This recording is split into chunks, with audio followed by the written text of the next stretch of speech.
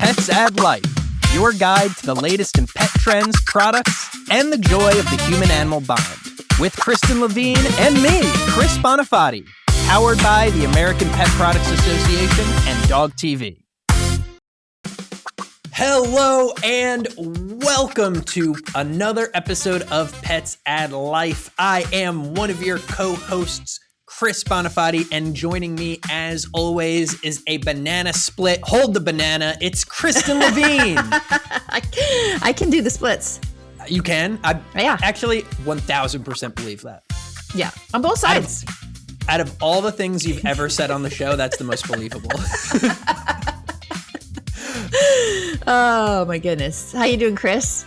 Good. I'd be much better if I could do splits. I'm the opposite. I'm a plank of wood. In fact, my wife has been telling me I need to get more flexible so that I'm better on the ground with the toddler. Yeah, you need to start stretching.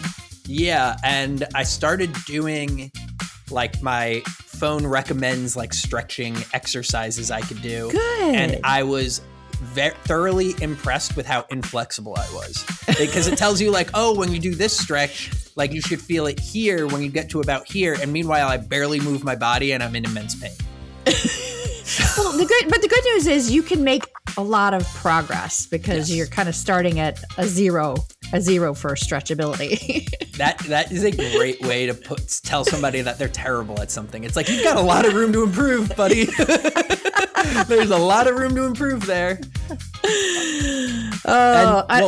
Speaking of being rigid, we're not changing anything up. We got the same show we always do. Same show. The show's not flexible. We do the same thing every time, but we've got a really fun one lined up for you all as we continue through the dog days of summer. Woof, woof. We're gonna have two awesome guests, maybe even a little surprise thrown in there.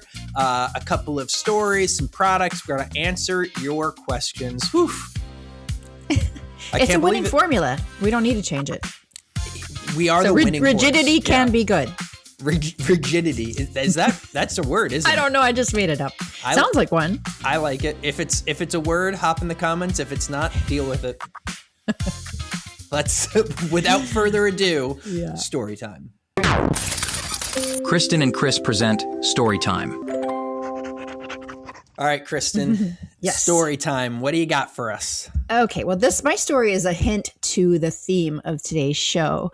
Okay. There is it's called the Desert Mountain Club, which is a premier private golf club out in Scottsdale, and their staff noticed something it was surprising to them, not so surprising to us, but of all of their amenities that they offer, and they have 7 award-winning golf courses. They have impeccable dining facilities. They've got pickleball, tennis, fitness, but it's the dog park that became the strongest social connector on the property. And, they've obviously spent millions on the courses and everything else. And the members started organizing daily coffee meetups and informal yappy hours around the dog park.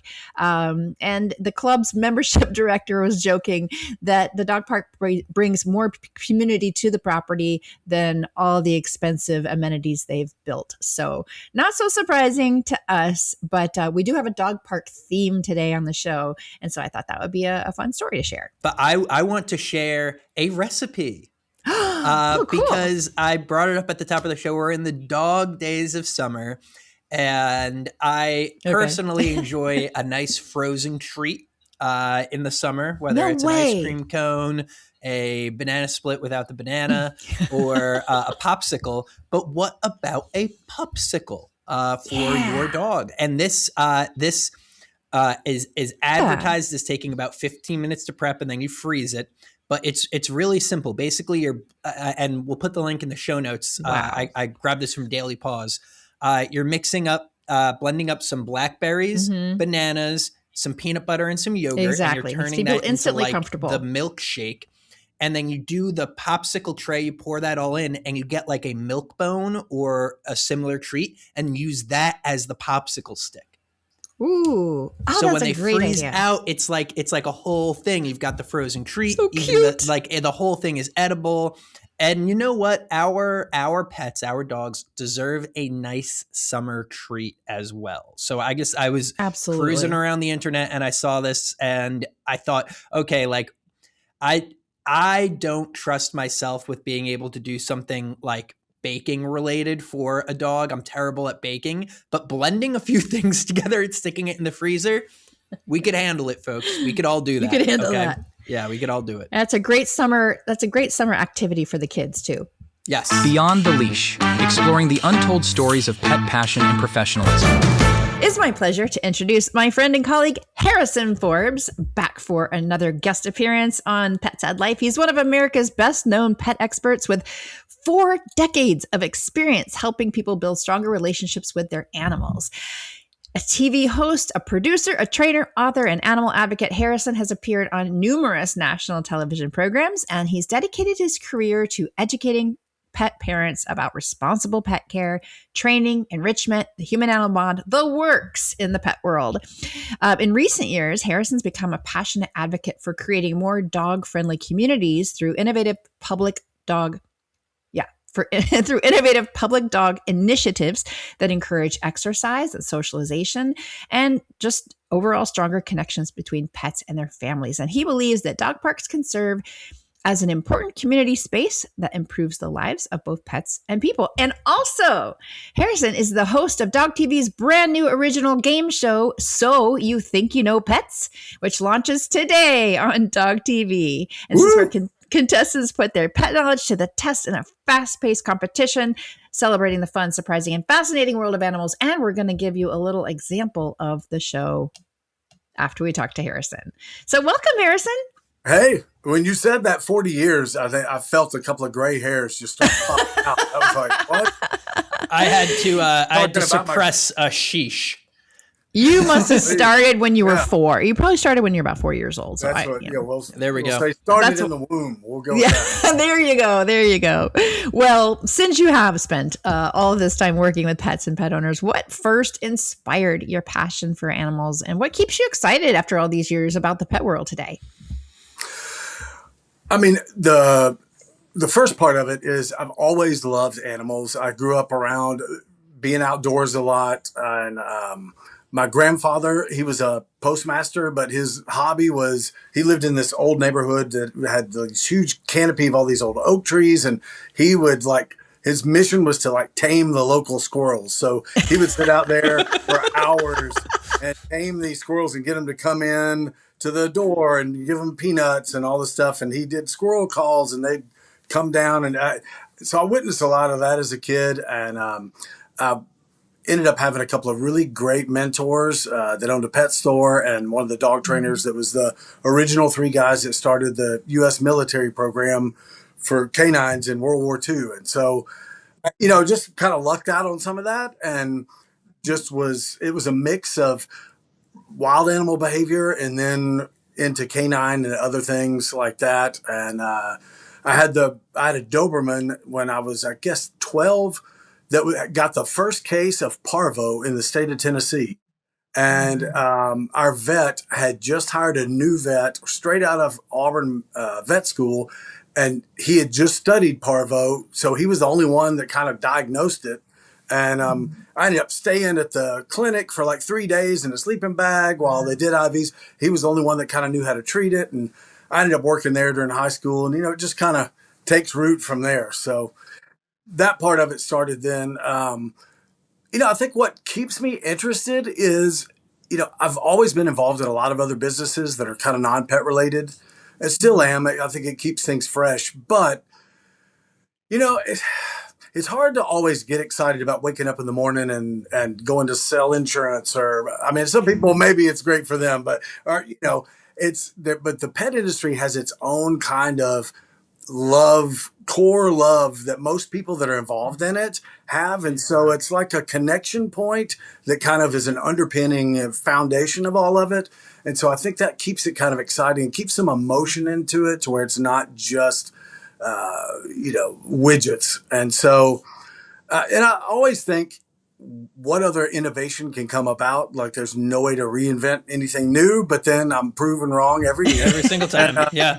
Yep. Yeah. And, as we were talking about pre-show, I just got back from Japan, and that was my first time there. And sitting in some of the parks and watching some of the dog behavior and the way some of the dogs were in stores and on trains compared to when I was at Interzoo in May in Germany. And then I was in Spain and France right after that. So I've kind of had like 4 countries here in the past 8 weeks to really measure against the way some of the participation that dogs have in everyday life compared to here. And, it's there's a lot of similarities, but there's also a little bit of nuanced differences too. And if you have a barking, unruly dog in Japan, you will get frowned down, not necessarily called out. The coldest shoulder.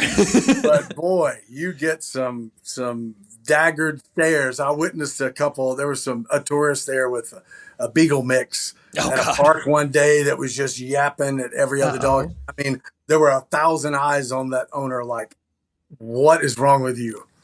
Tourist. Well, I believe we've got a quick promo, and then we're going to hop into our own little version of So You Think You Know Pets. Think you know pets? Really know pets? Then it's time to prove it. 3 contestants, 3 rounds, 1 pet trivia showdown. From dog breeds to unbelievable pet facts and everything in between, only 1 player will claim the top spot. So You Think You Know Pets. Launching today, only on Unleashed by DOGTV. Ready to play? That was I'm ready to play. Kristen, going back to what you said before, I think now that I'm watching that, one of the things that surprised me was how on the Guess the Breed part, how many pet professionals were stumped on a lot of I'm about to be stumped. Hey, whoa. That's a category that makes me really nervous. I'm about to be stumped. I'm about to get embarrassed on national television right now. Like, this is bad. I want to remind everybody that my day job is math, and I don't think math is going to be on this quiz. So we will not tolerate that kind of backing out already. All right.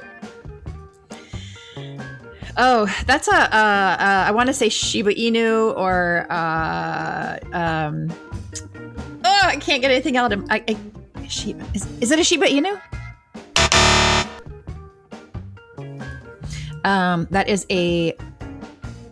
That's a Belgian Malinois.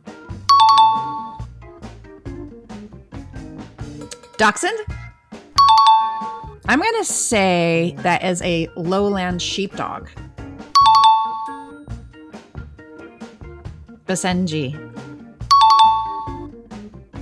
That is let's see. It's a spaniel. I know that. Okay.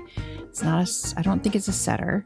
I'll go with English Springer Spaniel. All right, Kristen, I counted you as having 4 correct that round.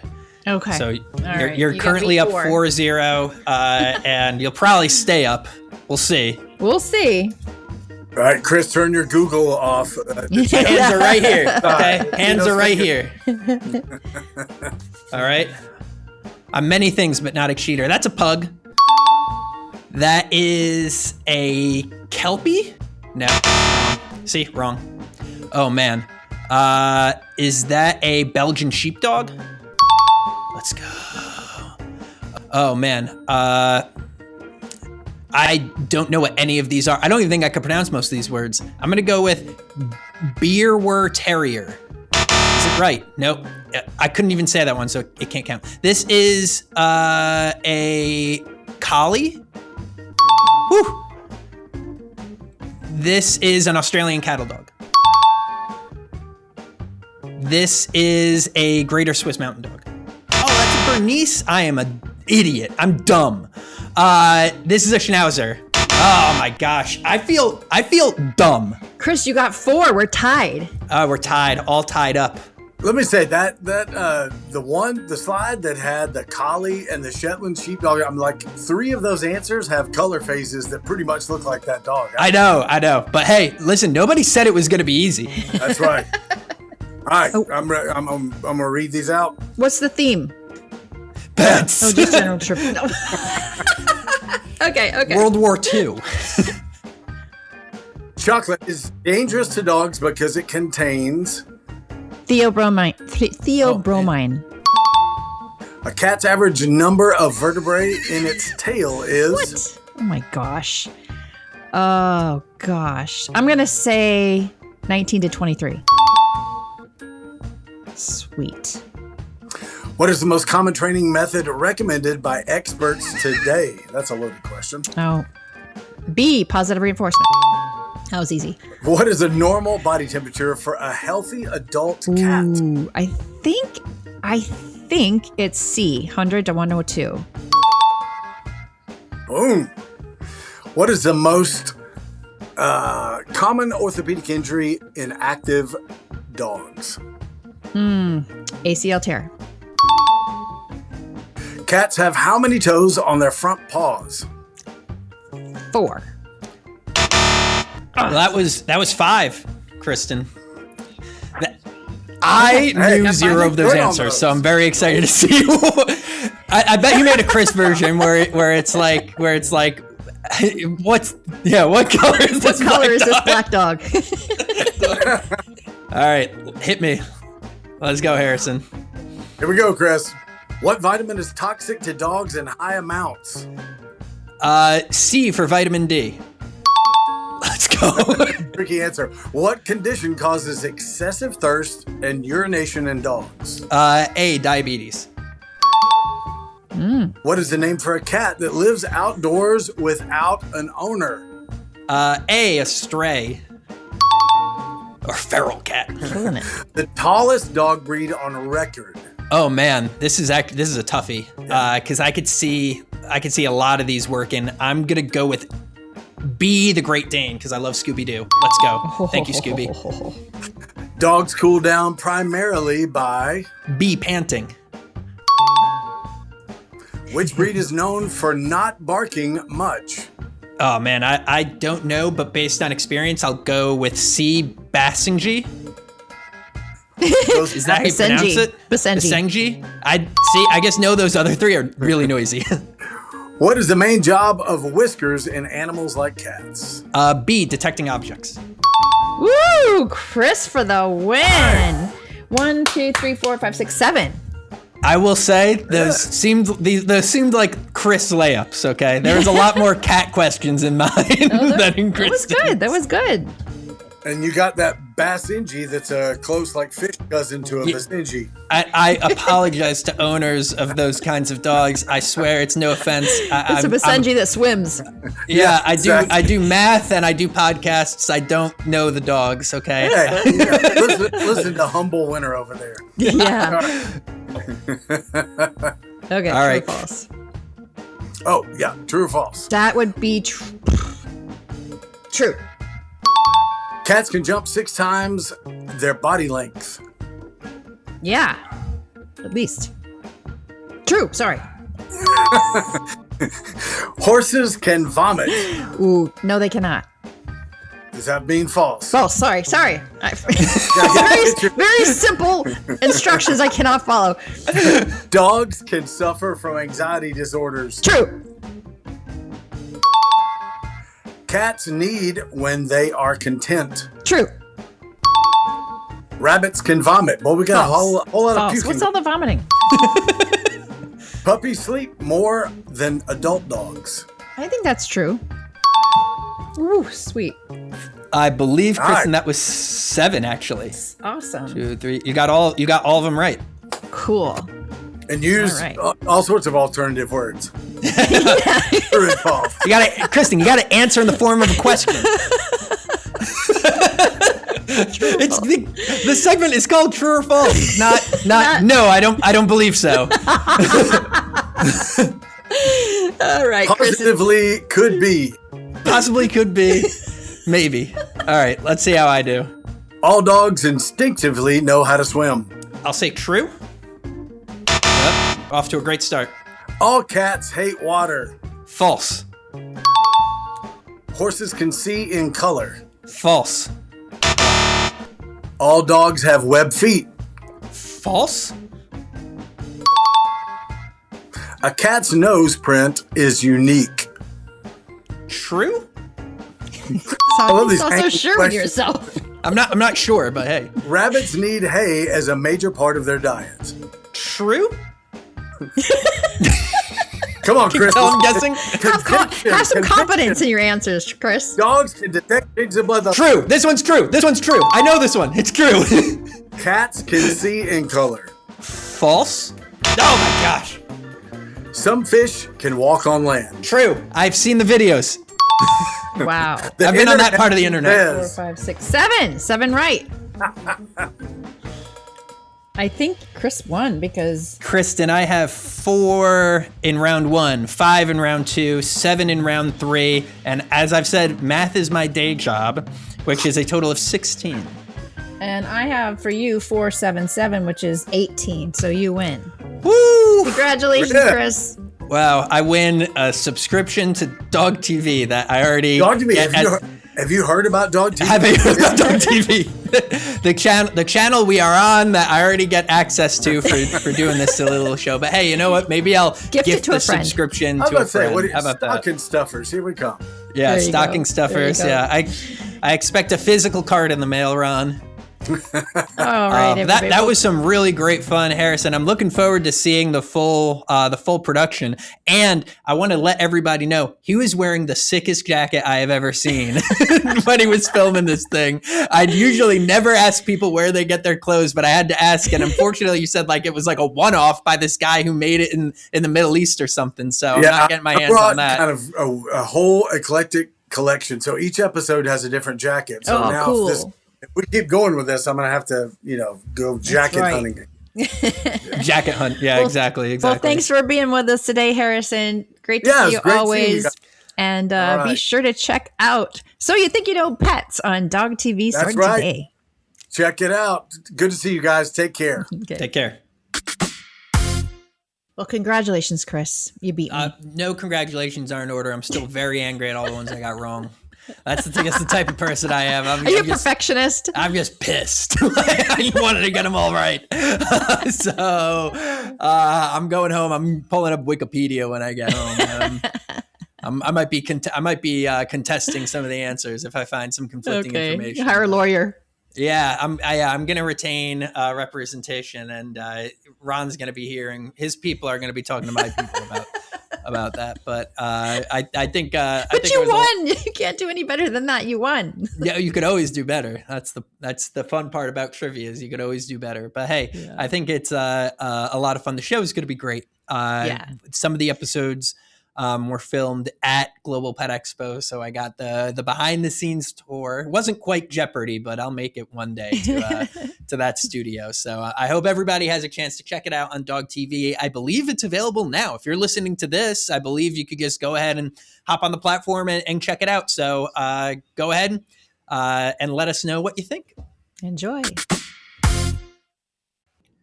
All right, we're rolling. Okay. It is my pleasure to introduce Camille Perry, best-selling author whose newest novel, Social Animals, explores something every dog owner already knows. Dogs don't just change our lives, they change our social lives too. Camille's the acclaimed author of The Assistants, When Caddy Met Cassidy, and now Social Animals, a witty and heartfelt new book set in and around a suburban dog park where 3 very different women discover that sometimes our pets introduce us to exactly the people we need in our lives. Inspired in part by Camille's own experiences as a dog owner, Social Animal explores friendship, community, loneliness, privilege, and the surprising ways our dogs help us build connections with the humans around us. Camille, welcome. Thank you so much. Happy to be here. So let's jump right into the new book. It's centering around a dog park, the people who gather there. What was it about that environment and maybe experiencing it in your past that made you think there's a story here that can be told? Well, I had been a writer for a while, and before I got my dog Pip, a 10-pound Brussels Griffon. She was, yep, she looks a little like that, but she's a short hair. That's a long-haired Griff on the cover of Social Animals. Pip is a little short-haired Griff, and she was a pandemic puppy. So we got her when I was living in Maryland at the time and trying to write a book and having a lot of trouble. And then we brought Pip to the dog park for the first time. And the second I was there, I was like, wow, this is a place that is full of colorful characters and drama and intrigue and gossip. And I started looking forward to going to the dog park every day at 5:30. We would go, and I would look forward to it like a favorite soap opera. Like, it was just amazing. So it struck me, this novel that I've been struggling with needs to take place in a dog park. Like, duh, like put dogs in it. Why didn't I think of that sooner? Right. Oh, I love it. Well, first of all, I love the book cover. I mean, I would grab that off the shelf right away. Kudos to that. So dogs have this really great ability to bring complete strangers together. So did a specific experience you had at this dog park inspire some of the relationships in the book? Well, I took a lot of inspiration from my real life experience at the dog park and used it for this book. I did change the names of the guilty and infamous, but smart. Yeah, it was an interesting time because we were still under COVID restrictions, and I was thinking a lot about isolation and about loneliness.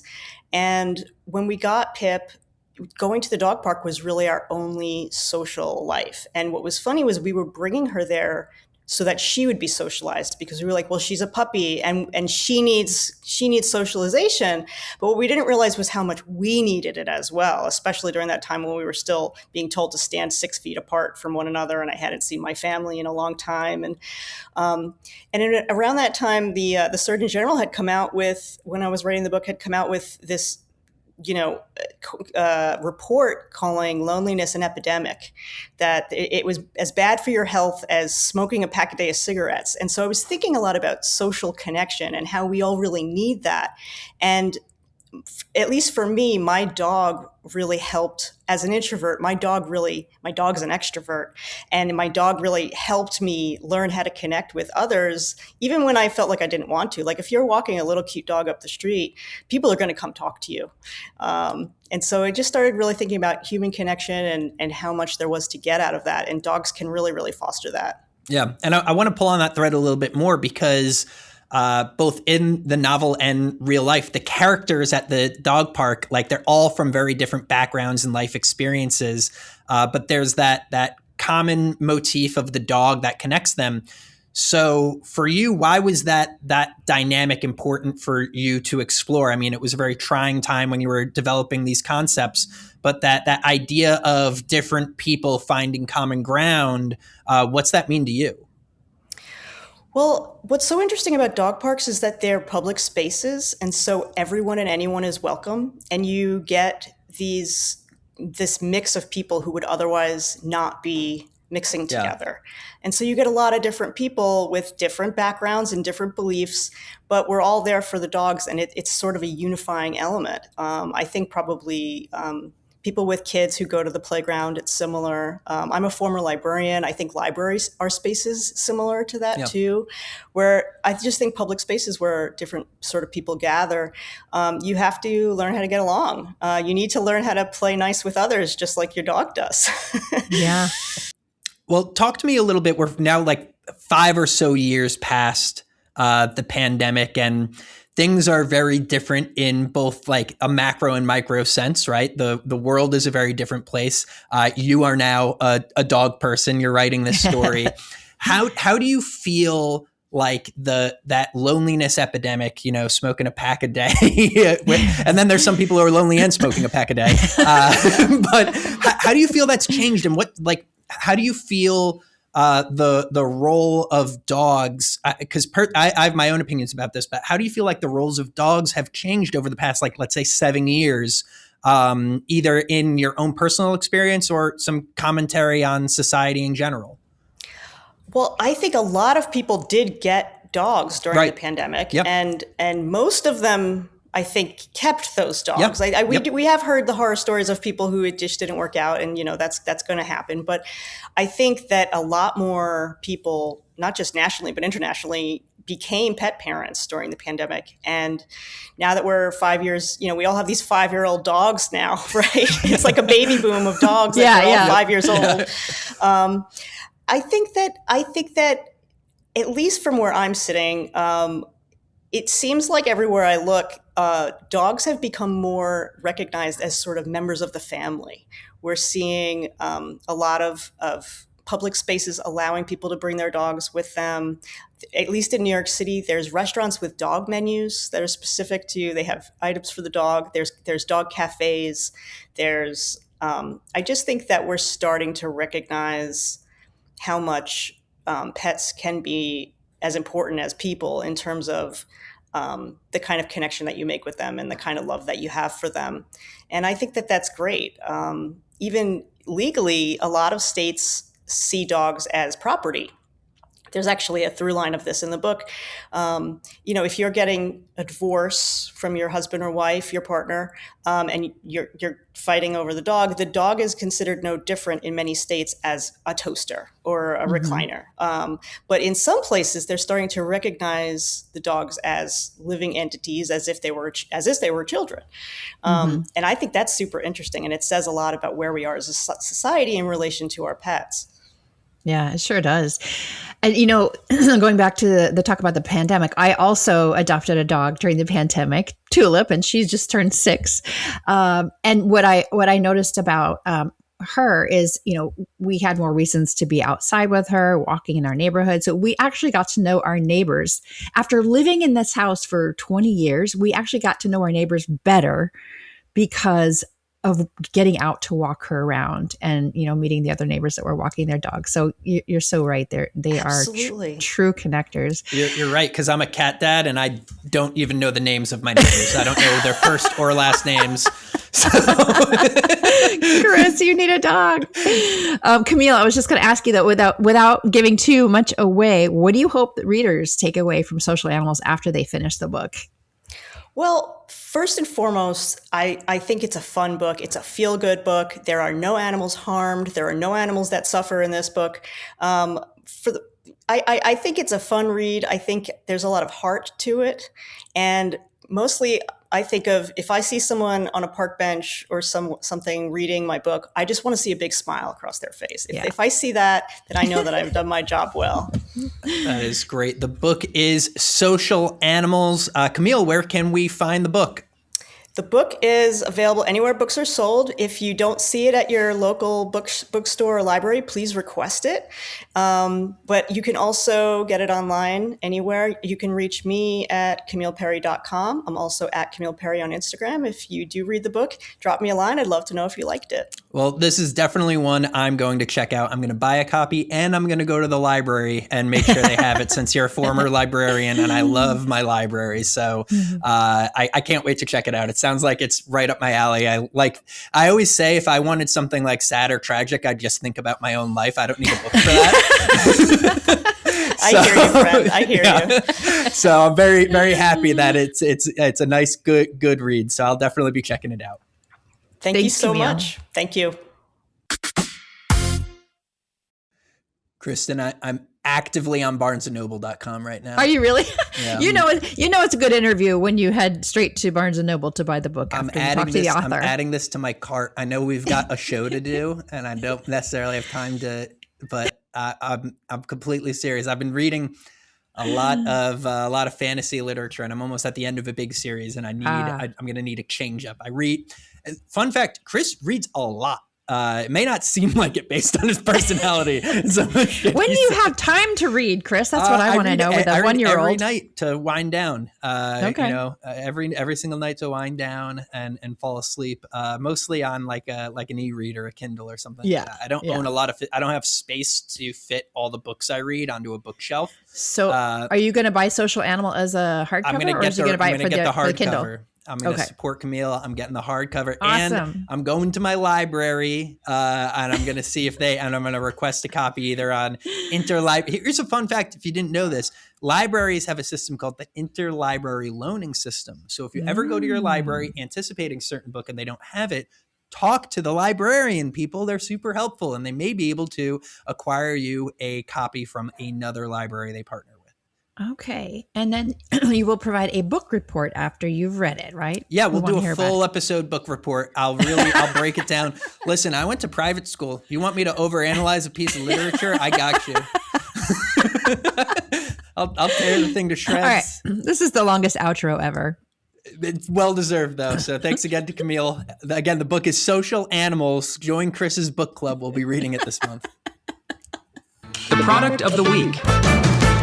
All right, it is time for our products of the week. Whew. And I am keeping my little summer theme going here. And this is one of those things that I saw and it seems so obvious, but I never thought of it. So it made me feel like an idiot. And to do the spoiler up front, it's an elevated pet bed. It's a pet bed, but it's off the ground because the ground gets real warm and it allows air to go through it. And I thought, wow, smart. That's really smart. And I thought about it because my son gets so hot whenever he naps, like on his mattress. And I'm like, man, like you are always so like sweaty and on the back of your head. Like, how can I help get airflow under there? I was like, well, if only he was like in a cot instead of a crib. And then it dawned on me like, oh, this would work for pets too. I wonder if somebody has invented it. If not, I'm going to go ahead and make millions. Turns out there's a lot of them available. A lot of people. What are you saying, Chris? Are you saying you're gonna buy Grayson a pet bed? Yes. A cot?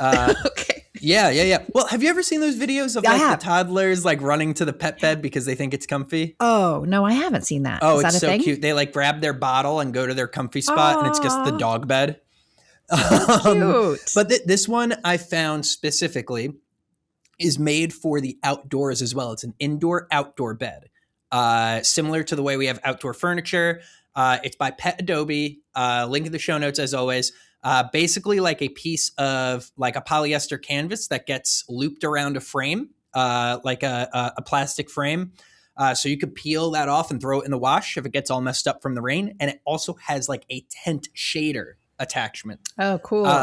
So you're going to get the dog off the ground, get some air flowing underneath them, as well as granting some shade.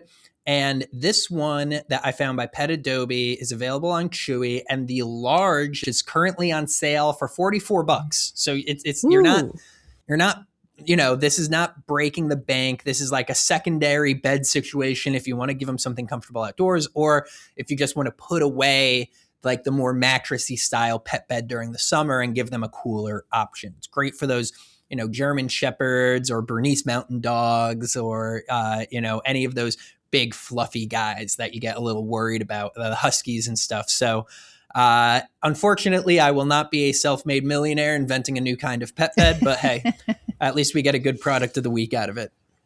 You could invent a pet bed, a pet and kid bed, a bed that's for your child and your pet. I haven't seen that yet. I think that's just a bunch of pillows on the ground. Okay.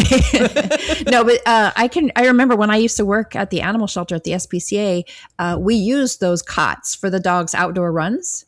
So, because obviously in Florida, it's really gets warm. So, yep, that's a great one. Mine is also a summer theme. Actually, this is a year-round product, but you know, when you think about summer, you think about hydration being really important, and we do a lot of traveling in the summer. So I picked the Kurgo Splash Free Wander Dog Water Bowl. It's a mouthful, but basically, it's this cool. I think it's made of silicone. What is it made of?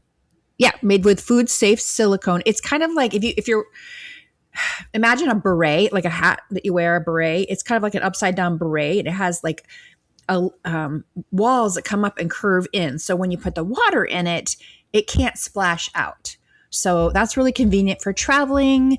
I have one. They come in blue and red. It's only about $15. This one is on Chewy. You can also find it on Amazon, but it helps reduce the splashing that comes with movement while traveling, and it works for kibble as well as water. So holds up to 24 ounces and it's dishwasher safe. So nice. Yeah. Q&As. All right, folks, it is time for our favorite part of the show. That's right. We're going to answer 2 burning questions from our lovely audience. And lovely audience, I know what you're thinking. How do I have my question answered by Chris and Kristen? Well, it couldn't be easier. Head on over to petsadlife.org/podcast. Scroll on down to the bottom of that page, and you will see a form where you could submit your question. Or if you're feeling as brave as somebody trying Chris's homemade popsicles, you can record a voice memo and you may hear your question played live on the show. So without further ado, we've gotten some interesting questions this time around outside of cat and dog. So we're adventuring a little bit outside of our comfort zone, but we're going to try our best to answer these 2 questions. So here we go, Kristen. All right. This question is from Olivia in Phoenix. Thank you for your question, Olivia. And she asks, I've always been fascinated by snakes, but I'm nervous about getting one because I've heard they can be difficult to care for. What species would you recommend for a first-time snake owner? And what are the biggest mistakes beginners make? Okay, Olivia, thank you for your question. So, disclaimer, I have never had a snake and I'm not a snake expert. So I did some digging. I found Josu's Exotics, which is a really great resource. And he explained that a good beginner snake is one that has the following qualities. It's tolerant of minor husbandry mistakes. So if as a beginner, if you make mistakes, it's a relatively hardy snake. It's readily available as a captive breed. It's a reliable, consistent feeder, and it's predictable in its behavior. So those are some, boxes that you ideally want to check with your first snake. And he says that the biggest mistake that new snake owners have is it's rarely about the species that is chosen. It's most likely an incorrect setup. So the research is so important before you get that first snake. Do a lot of research on what their care requirements are before bringing it home. And regarding what type of snakes are good for beginners, now he listed these from the easiest to the most rewarding. So easiest, he said, was the gardener snake. They're surprisingly overlooked as a beginner pick. They're small, active, and diurnal, which means they're awake during the day. So you can actually watch them do their thing a lot. Number 2 would be the ball python, which is calm and easy to handle. Number 3 is, I've never heard of this one, the rosy boa. Have you heard of that, Chris? No, the rosy boa. Sounds like a fun place to go drink. It does. The rosy boa bar. He says this is an underrated pick. It's a smaller snake as an adult. It's got a calm temperament and has simple heating needs. Number 4, he said, is a king snake, which is hardy with a strong feeding response. Simple enclosure needs. And number 5, this is the most common beginner snake, and it's a corn snake. It's the classic recommendation that all experts recommend, but for a good reason. It's hardy, it's a reliable eater, it's tolerant of a wide temperature range, and active without being defensive. So, Olivia, I encourage you to do some more research and find out what the needs are of these 5 recommended snakes, and take the leap of faith and get a snake, and then next year tell us how it's going. I've always wanted a snake. Have you? Why have you never gotten one? I have a wife who does not want a snake. Well, that's a very good reason. That's a very good reason. But alas. All right. So we have another unusual question for you, Chris. This one comes from Ethan in Tampa, my old stomping grounds. Ethan says, I recently set up my first aquarium and I'm overwhelmed by all the information online. Mm-hmm. What are the most important things that new fish owners should focus on to keep fish healthy and their tank thriving? That's a great question. And I've talked quite a bit about the fish aspect of this in questions, but I want to focus on the tank because you called it out specifically. And something we've never really talked about on the show is this beautiful thing called the nitrogen cycle. And anybody who may study agriculture may be familiar with like the on-land nitrogen cycle, which is how we like ranch cows and care for them. But there is a nitrogen cycle for tanks as well. And one of the traps new fish owners fall into is something called new tank syndrome, where if you don't understand the nitrogen cycle and don't pre-cycle your tank, you'll build up ammonia in your new tank, and that's deadly for fish. So basically, what you need to understand is that your fish are going to poop. Step one, right? That poop, that waste, and the rotting plants and the organic waste of uneaten food creates ammonia, which we all know is not good for anything that is living and breathing. That ammonia, though, can be consumed by beneficial bacteria. And I'm looking up the name now. One of the examples given to me is nitrosomonas. I don't know. I've always known it as like a little powder you put into the tank, right? So basically you introduce this bacteria and it starts to eat the ammonia. Amazing. And what it creates when it eats the ammonia is nitrate. So the nitrate is much safer, much less toxic, much less harmful, and it also will serve as food for the plant life, which then creates oxygen in your tank. And now you've created like this healthy cycle. So it's very important to cycle out, pre-cycle your tank before you introduce the fish. There are some measurements you're going to want to take. I'm not going to go into those details, but if you buy any nitrogen cycling test strips, you dunk that in the water and it's going to show you if you're good.